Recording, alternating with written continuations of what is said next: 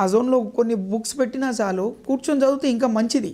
అది జ్ఞాపకంలో ఉండిపోతుంది అనమాట. అది ఎగ్జామ్ ఎప్పుడైతే ఎగ్జామ్లో క్వశ్చన్స్ వస్తాయో ఆ క్వశ్చన్స్ వచ్చినప్పుడు ఆ ఆన్సర్స్ ఈజీగా బయటికి వస్తాయి అన్నమాట. అందరు మాదిరిగానే వాళ్ళు చదువుతారు. అసలు వాళ్ళు మామూలుగా వాళ్ళు చదువు అని చెప్పనికి కూడా అక్కర్లేదండి, వాళ్ళే చదువుతుంటారు పిల్లలు. ఇవాళ రేపు అది చాలా పెద్ద సమస్య అయింది.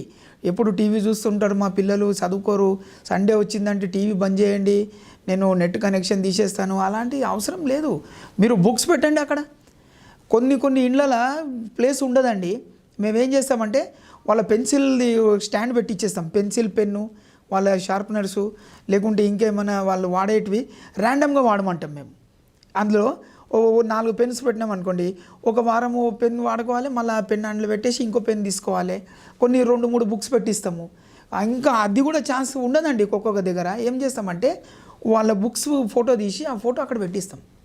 ఎస్, బుక్స్ ఫోటో పెట్టిస్తాము. వాళ్ళకు ఆ రిజల్ట్ చూడండి. ఈ ఎగ్జామ్ తర్వాత 6 మంత్స్ తర్వాత ఇంకో ఎగ్జామ్ వస్తుంది. వాళ్ళ పేరెంట్స్ దగ్గర ఫోన్ తీసుకొని నాకు ఫోన్ చేస్తారు, అంకుల్ చాలా థ్యాంక్స్ అంకుల్, నాకు మంచి మార్క్స్ వచ్చినాయి అని చెప్పి. 60%లో ఉన్నవాళ్ళు 90-95కి వెళ్ళిపోతారండి, గ్యారంటీ.